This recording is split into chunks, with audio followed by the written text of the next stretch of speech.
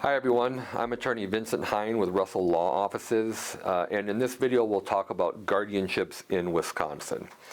So guardianships come in a couple different forms, but generally there are two kinds. I mean, there's really temporary and permanent, but what I'm talking about in terms of the two kinds are one over your body and one over your estate.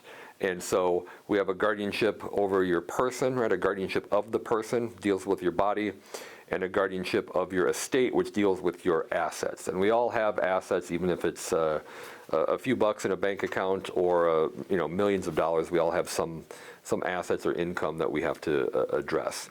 And so if you've watched my other videos, you'll hear me talk about how powers of attorney are done really to avoid guardianship.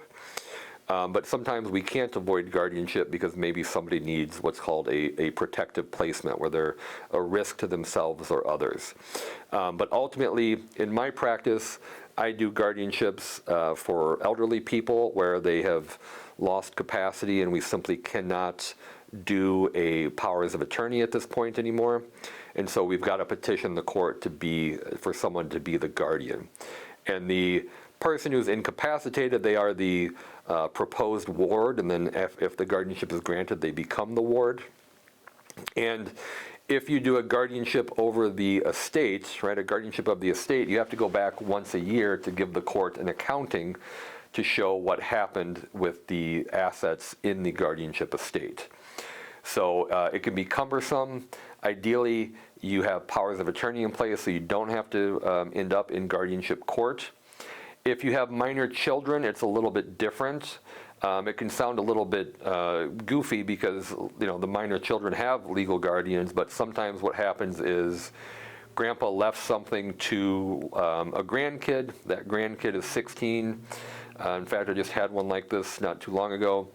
They were going to inherit about $30,000, not a big sum, but the insurance companies simply would not pay it out without a guardianship, so we had to do a guardianship.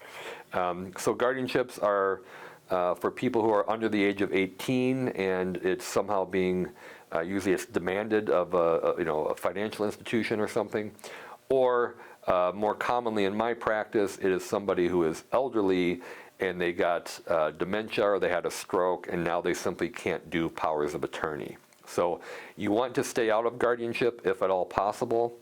It's not always possible, so when you have to do it, you have to do it. But just know once you do a guardianship, now you've got government involvement, and now you have really the court supervision of certain activities. And so it's more intrusive than if we had simply powers of attorney in place. And so when we do a guardianship and we petition for a guardianship, in terms of the process, there is what's called a guardian ad litem, or GAL, and they get appointed to be the proposed ward's representative, and they look out for what's called the best interest of the proposed ward. And so in addition to having that GAL, if it is a contested guardianship, which I do, then the proposed ward can also have, in addition to the guardian ad litem, they can have their own advocacy council. So that's if things really get disputed, and that does happen sometimes when there's two kids and they're both powers of attorney, and one thinks he's got to put mom in a guardianship and the other one doesn't. So they can get contested, and then you're off to court. But the short story is, you don't want to do a guardianship unless you have to. You want to rely on powers of attorney as opposed to a guardianship. It's cheaper, it's less intrusive, and it's simply less work. So that's guardianship, kind of in a nutshell in Wisconsin. Hope you enjoyed watching this video. I'm attorney Vince Hine with Russell Law Offices.